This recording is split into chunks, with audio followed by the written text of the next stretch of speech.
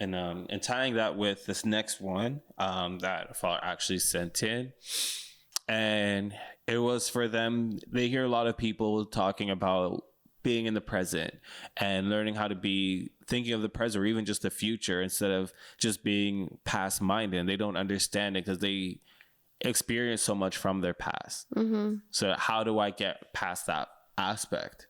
And it's a thing. And I feel like no one ends up truly, I shouldn't say no one, but it's a very low percentage of people who truly end up being very present minded. It's something that is a skill of its own, honestly. I think for me, you know, I've gone through some things in the past. For me, I need to be healing. I need to reflect. I need to, go to counseling. I need to, journal, make peace with my past, accept the version of me now, and see how I can better myself to enjoy the now. But I think, just accepting the past and things that have happened and think about how can I be okay with my past in order to enjoy the now? And that way you can move on and enjoy your life peacefully and not being dragged by the pain or whatever you've gone through or the disappointment or, your failures, your losses. And that's something that I think is beneficial. Yeah. And what I started realizing it too, it's like we all get nostalgic on things. And actually, I was actually looking back to something more recently. And I started getting nostalgic. I started looking back at things in the past of like, man, this and that was better then. And I catch myself saying that so often. And I look at times where in that moment, I was like, oh, this could be better. I don't like this. I don't like that. And I'm like, I'm looking back at that time like this and that was better. And it's learning to sometimes embrace and be like, you know what? There's things of this present moment that are at the absolute, like, it's amazing. And learning to sometimes enjoy what is in the moment. And things aren't perfect now. Things were not perfect then, and things are probably not going to be perfect in the future. But if you learn to enjoy and find the things to enjoy of this present moment, it's going to help a lot. Sometimes it's just, hey, maybe you just got yourself your own place. Maybe you just got yourself a job. Maybe you just have so much things you've experienced where you're like, I am never going through that ever again. And you're able to be like, wow, I'm in that place. Understand that future you is going to be able to be like, this was that moment. I think that's powerful, as well as self-reflecting, having the ability to self-reflect, to catch yourself doing that and talking to yourself in your mind to be like, no, you are idolizing what was in the past again. Don't do that. There's nothing, that's the past, like catching that, being aware. Like if you're not on the self improvement journey, being more open to it, to knowing that like there's so much value in self-reflection, right? And like with keeping yourself in that moment, we have those moments where we're looking at our inner child and we want to enjoy our inner child and we want to heal our inner child at the same time. And it's good to have that. I kind of look at things as much as we're in a quantum realm where there's so much realities of ourselves, there's so much versions of our present moment, there's also so much of us experiencing the past, present, and future simultaneously. And we know how to experience the past through those moments. And we know how to understand that the future at hand and think of the future and understand like, okay, I can have the conversation with my past self and enjoy the past selves, or look at past me and be like, past me regrets doing this. Maybe past me should not have done that. But it's also good to also think to yourself, okay, let me talk to future me. Let me ask future me like, okay, I'm in this moment. I'm maybe in a rut of figuring out my present self. Let me actually tell me right now, what is it that I need to work on right now, future me? I just talked to past me what we should have worked on. Future me talk to me. And I think in those moments, you actually start to key in. I find myself being able to, when I do that, I key in and I'm like, okay, future me is telling me, hey, stop doing these things here. You're doing great over here. Keep focusing on this. It's going to take some time, but you're going to actually be in a good place with this over here. Yeah, I agree. For me, I find it really hard to encourage myself. I really need external validation, especially when it comes to like, and I know this is bad. It's something I'm working on, because it's very dangerous when you put that in someone else's hands, because not everyone around you isn't obligated to encourage you. So I really try to be very mindful to talk to myself and encourage myself, but it just hits different when people that you love see you and start saying like you're doing incredible, you're doing amazing, keep going. It's that, it's but with that being said, the external validation is another way that can help, right? People can help you. Yeah. One thing I was just thinking too with not just the past and the present aspect, really even just being in the present, is meditation has helped a lot. One thing that also helped me recently is cardio. Oh, really? Cardio, for some reason, I do it, and then after I'm like, I can't help but think to myself, man, how much, and I'll do like treadmill things like that, and it'll say like how far, like in the treadmill distance that you've gone and things like that, or even if sometimes what I used to do as well is I'll jog like through a couple blocks and then go back around, and that forces me to be like, okay, how far have I gone now?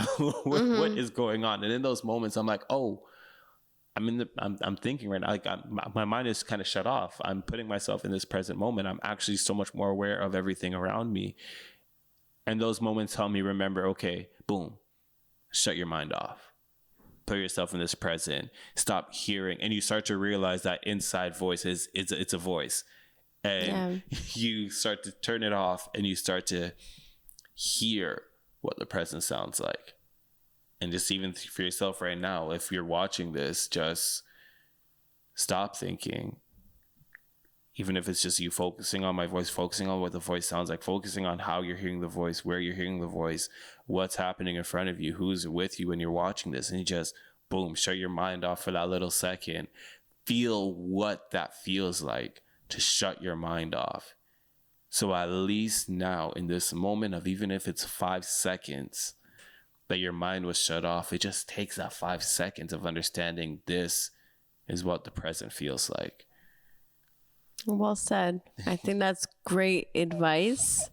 I feel like right now we're living in a society where everyone is always focused on go. Yes, that, and like the future and what they want, and I think I like to see that there's more people talking about gratitude. I think gratitude is plays such a big role when it comes to being in the present.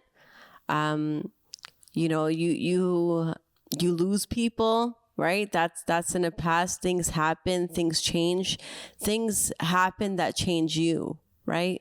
So I think being grateful, taking those, I don't know, even if it's like even if it's you talking about one thing that you're grateful every day. For me, I've tried to do the journaling thing daily, did not work, but me just thinking about it, okay, you know what, I'm just going to take 5 seconds to think about what I'm grateful for. Even if it's just that, it allows you to appreciate the present, right? That's something that I do. That's the thing. And like you said, like sometimes the journaling may not be for you, but there's going to be something. And all these things that we hear of things that can keep you present, like I said before, of just throwing things to the wall till something sticks, one of those things are going to stick. One thing for me, like you're reminding me about, that helps too, is brown noise. What's that? I'll segment between brown noise and green noise. Have you heard of white noise? Yes.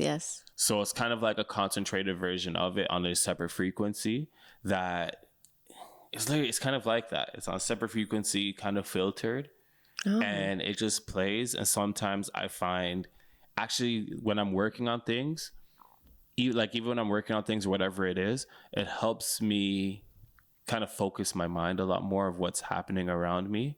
It's almost like, how like we listen to music to kind of like do the same thing. It does that, but what happens with music is there's so much frequencies happening at the same time that it becomes a stimulant, and it actually can get so much more of your sensories. Like, I'm using the wrong word I think right now, but my apologies. Senses? Yeah, kind of like, I will put the word here, I guess, here that I'm trying to say right now. I'm not Googling right now, but it becomes a very sensory experience where green and brown noise kind of channels the frequency that actually is going to help you. And it just forces you to focus on that without it becoming a sensory experience itself. So you're just, boom, it's playing, you get that same focus. And then sometimes I'll key back and I'll be like, oh yeah, this is helping so much. I didn't realize I'm listening to this. Interesting. For those who are watching, click off, go on YouTube. Put it on a separate tab. Just put Oh yeah. it on a separate tab while you're watching this. Maybe that'll help. Yeah, I've learned so much of how when I took myself, I realized so much of how music and so much other things are so much of a sensory experience. And when you channel what you're trying to get, yeah, that helps with just bringing in certain focuses. I think you also need to want to be present. You need to want to do the work. So many people want to be different, but don't want to make the change to be different, to feel different, right? Change is hard, but you need to do that in order to be on the other side of that. I think change is hard. It's a scary experience because when we're so used to being, we're so used to doing things a certain way, to steer away from that path. It's an unknown. You have so much of an unknown that's around you, and doing the things that it's a safeguard. It's a defense for you as well. And I was actually recently, a post I was thinking of, and a post that I made from things I was thinking of, where it's like, when you're on a journey, be it sometimes financial, spiritual, whatever it is, we fear losing everything, but you only lose the things that you didn't need, the things that were on the wrong path. Like, if you are carrying certain luggage that you didn't actually need on your journey, you're going to lose that, but you're going to gain all the things that you're going to need. And when you separate yourself from the needs and desires that you have in your present moment and say to yourself, if this is not actually a full help for me, these things are not actually in any way a good thing for me, but I'm holding on to it because of where it's dragging me through, almost what it could feel like at least I know for me, that's what it kind of felt like a lot of times. Maybe I need to kind of go back to zero. Maybe I need to separate myself, figure out how I'm going to separate myself from all these things, put myself at zero, and just build on that. Enjoy that experience of being on this better path. And shoot, people do that at 30s, 40s, 50s. People do that at separate times in their life. You're not starting late if you do it in your 40s. I think it's important to remember, though, that once you start this path, it's going to be lonely, and you're going to have a lot of people looking at you like you're crazy. People that you love are going to be looking at you, judging you, and being like, what is going on with this person? But it's going to be hard. It's going to be scary. It's going to be uncomfortable. You might lose people that you love, that you've had a lot of memories with, but that's just something that comes with it. But you know what? You start to realize, those are people where it's like, I'm going to miss them because of who they were in this time of my life. But you have to ask yourself too, like, man, as much as I feel this, do I miss this feeling? Do I really want to go back over there? And I like people I talk to people like even myself, like you start to realize, nah, I don't want what I'm missing in my present. That's my past. And that's a cool thing in my past, but where my present is taking me, I'm kind of enjoying this journey more. Yeah. Yeah. Well said. I